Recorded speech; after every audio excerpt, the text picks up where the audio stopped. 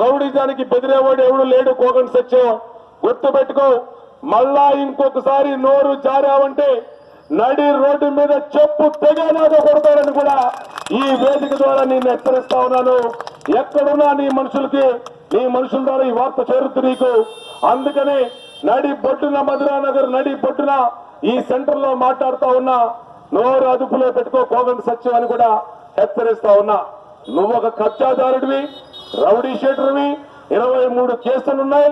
వారంలో 4 రోజులు కోర్టులో నిలబడి జడ్జి గారి ముందు చేతులు కట్టుకొని మరి నువ్వు నిలబడేవాడివి. నువ్వు మచ్చలేని బోండా ఉమాని విమర్శించేవాడివా?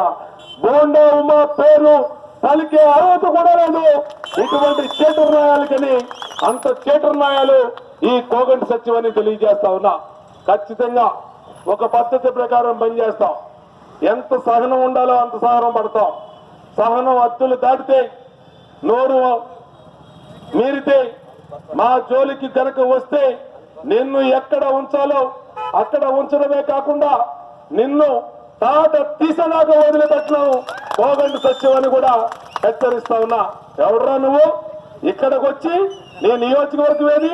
నువ్వు ఎక్కడోడివి? ఈ నియోజకవర్గానికి సంబంధం ఏంటి? ఈ నియోజకవర్గంలో నువ్వు రౌడీజం చేస్తావా? రా, ఈ రౌడీజం నీకు నీ అంతు తేల్చే వరకు కూడా నిన్ను వదిలిపెట్టను కోగంటి సత్యం అని హెచ్చరిస్తా ఉన్నా.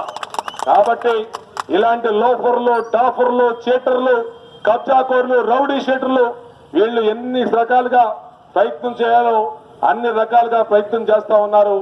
మధురానగర్ వాసులు శాంతి కాముకులు. ఇవాళ రౌడీ షీటర్లకు తావు లేదు.